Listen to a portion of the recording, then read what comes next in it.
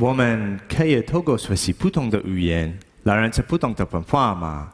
除了要学习口音和腔调以外，还有是去。Hi, I'm Heitan. I'm an artist. And this is Yu, who is a dancer I've been working with. I have asked her to translate for me. 更重要的是手势、特有的习惯和动作。If I may, I would like to tell you a little bit about myself and my artwork. 我们可以透过学习不同的语言，来认识不同的文化吗？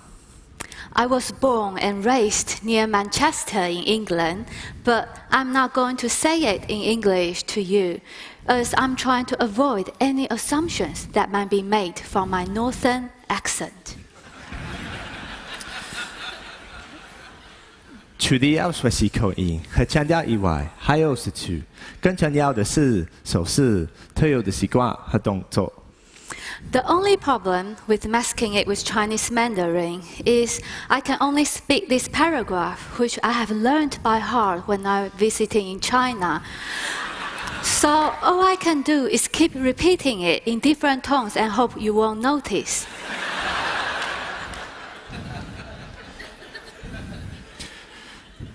更重要的是手势、特有的习惯和动作。Needless to say, I would like to apologize to any Mandarin speaker in the audience.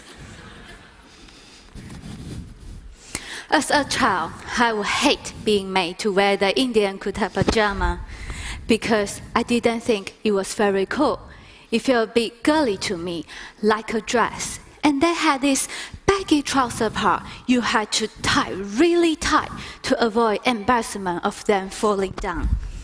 My dad never wore it, so I didn't see why I had to. Also, it makes me feel a bit uncomfortable that people assume I represent something genuinely Indian when I wear it, because that's not how I feel. 我们可以透过学习不同的语言，来认识不同的文化吗？ Actually, the only way I feel comfortable wearing it is by pretending they are the robes of a Kung Fu warrior, like Li Mu Bai from that film, Crouching Tiger, Hidden Dragon.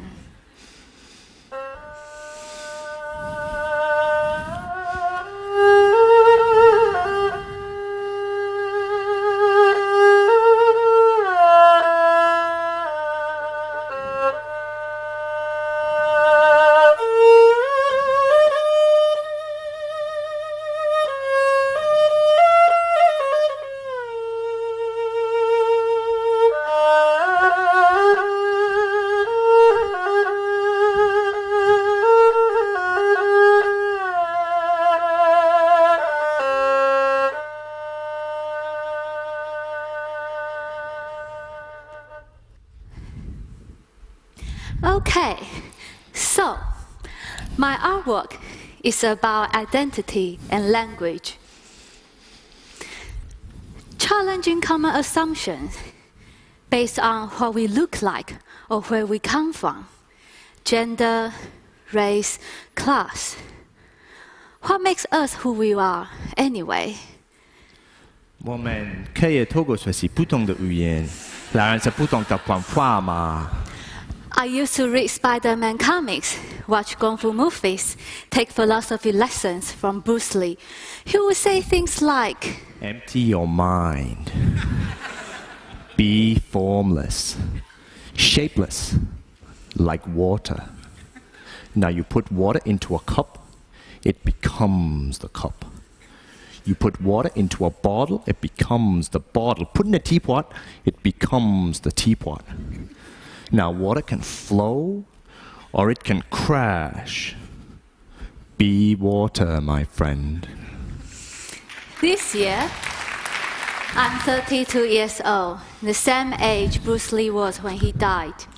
I have been wondering recently, if he were alive today, what advice he would give me about making this TED Talk. Don't imitate my voice. It offends me. Good advice, But I still think that we learn who we are by copying others. Who here hasn't imitated their childhood hero in the playground, or mom, or father? I have. A few years ago, in order to make this video for my artwork, I shaved off all my hair so that I could grow it back as my father had it when he first emigrated from India to the UK in the 1960s. He had a side parting and a neat moustache. At first, it was going very well. I even started to get discounts in Indian shops. But then very quickly, I started to underestimate my moustache growing ability, and it got way too big. It didn't look Indian anymore. Instead, people from across the road, they would shout things like, "Arriba, arriba, andale, andale." Actually, I don't know why I'm even talking like this. My dad doesn't even have an Indian accent anymore. He talks like this now. So it's not just my father that I've imitated. A few years ago, I went to China for a few months, and I couldn't speak Chinese, and this frustrated me. So I wrote about this and had it translated into Chinese. And then I learned this by heart, like music, I guess. This phrase is now etched into my mind, clearer than the PIN number to my bank card, so I can pretend I speak Chinese fluently. When I had learned this phrase, I had an artist over there hear me out to see how accurate it sounded. I spoke the phrase, and then he laughed and told me, "Oh yeah, that's great, only kind of sounds like woman." I say, "What?" He said, "Yeah, you learn from woman?" I say, "Yes, so?" He then explained the tonal differences between male and female voices are very different and distinct, and then I had learned it very well, but in woman's voice.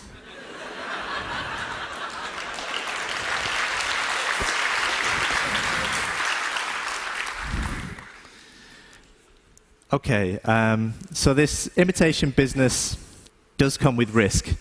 Doesn't always go as you plan it, even with a talented translator. But I am going to stick with it, because contrary to what we might usually assume, imitating somebody can reveal something unique. So every time I fail to become more like my father, I become more like myself. Every time I fail to become Bruce Lee, I become more authentically me. This is my art. I strive for authenticity, even if it comes in a shape that we might not usually expect. It's only recently that I've started to understand that I didn't learn to sit like this through being Indian. I learned this from Spider-Man. Thank you.